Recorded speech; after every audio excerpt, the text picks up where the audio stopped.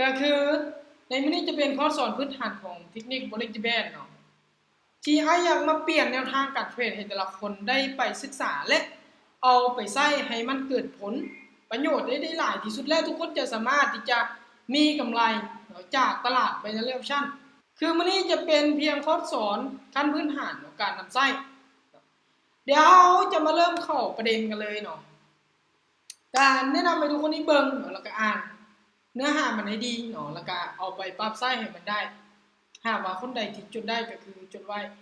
ย้ำว่าเขาจะขึ้นสอนเพียงมื้อนี้มื้อเดียวเป็นการขึ้นแชร์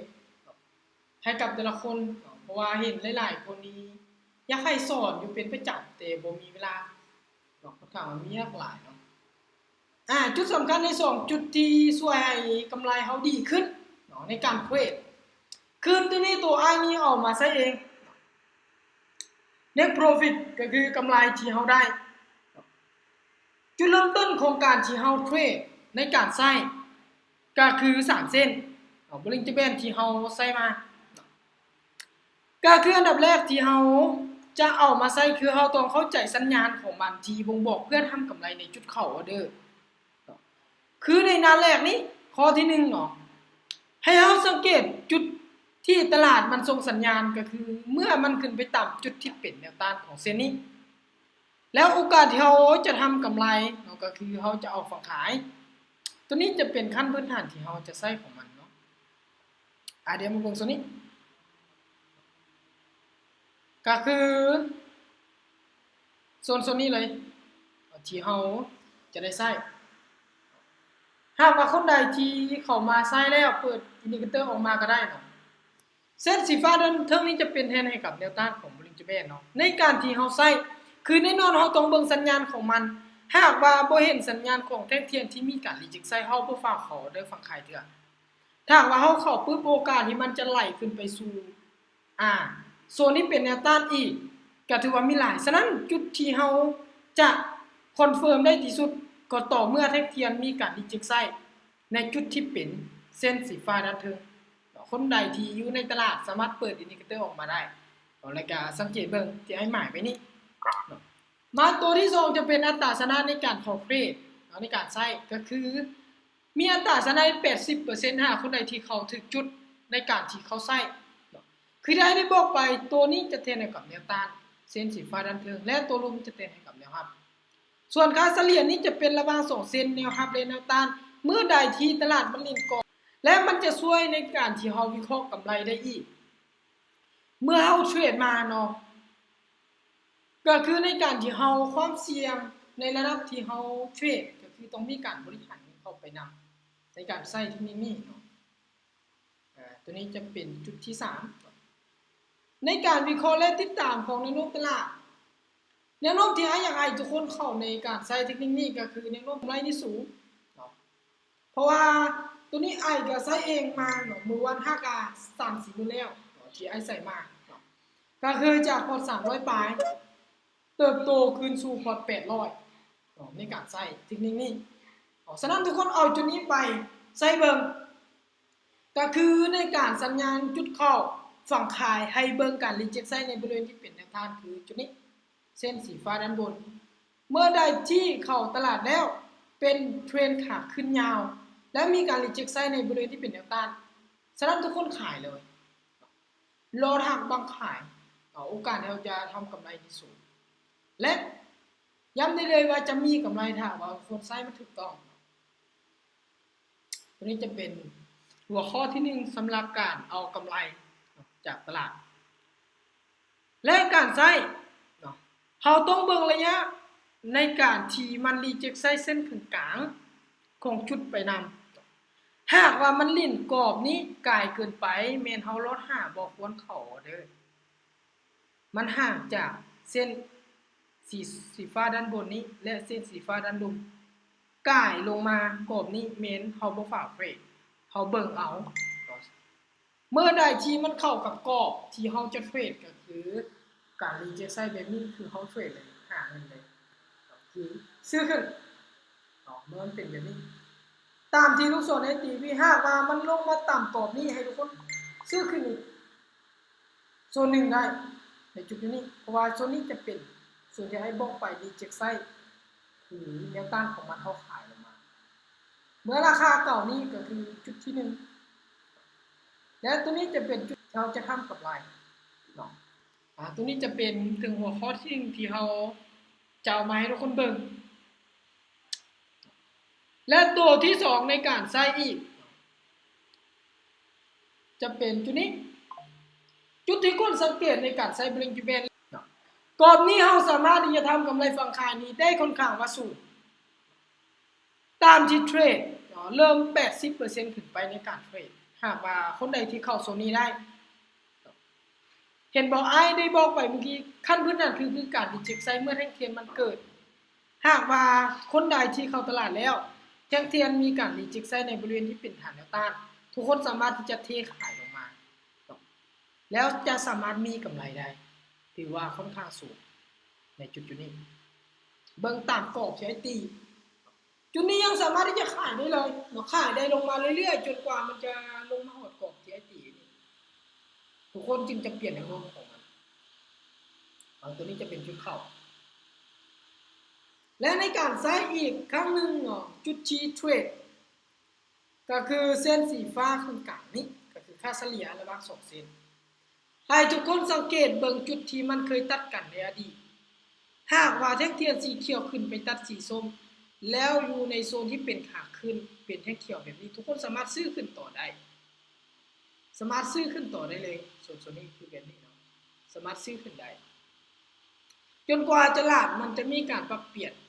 ก็คือเป็นเทียนขาลงแบบนี้อีกถึงจะยุดในการเทรด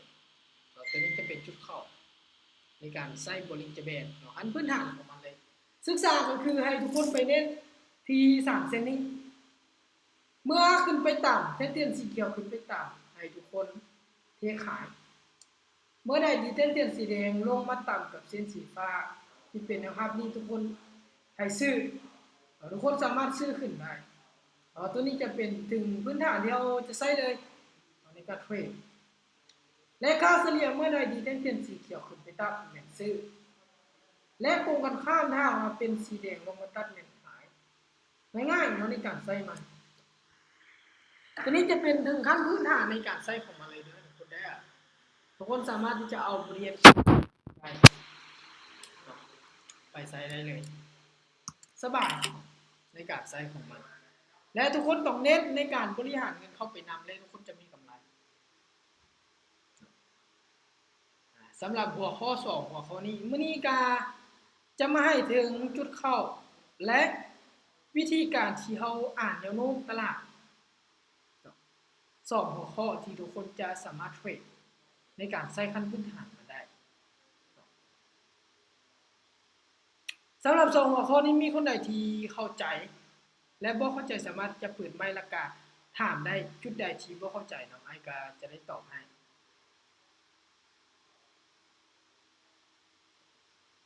ตัวนี้เป็นชุดเข้าที่ไอได้ตีกรอบไว้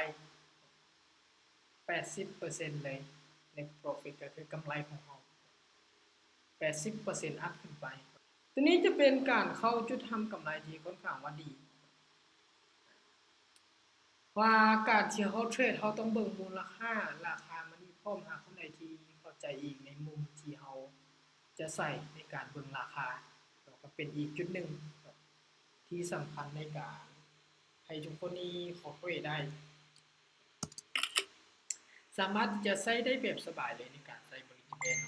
ง่ายๆเนาะทุกคนเนาะและในการที่ทุกคนจะใช้ย้ำอยู่ตลอดหลายๆคนยังเข้าใจผิดว่ามีการตั้งค่าในการใช้มันบ่มีเด้อทุกคนนะในการที่เราใช้ Bollinger Band คือ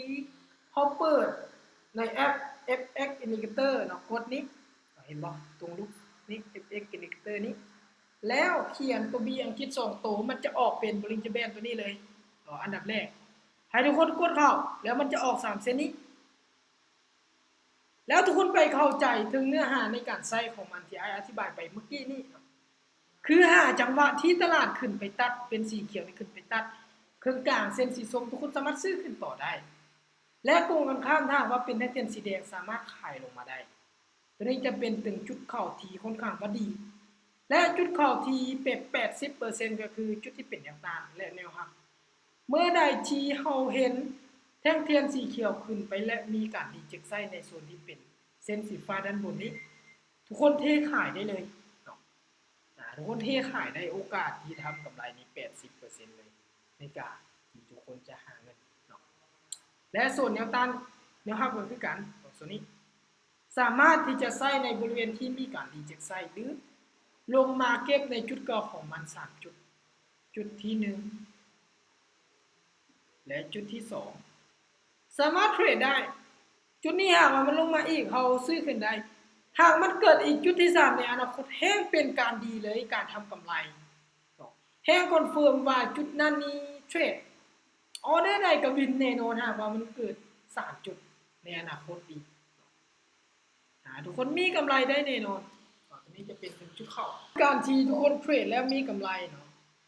ก็คืออันนี้นะให้ทุกคนนี่สมมุติว่าเอาต้นทุนเข้ามาอยู่ที่100เหรียญ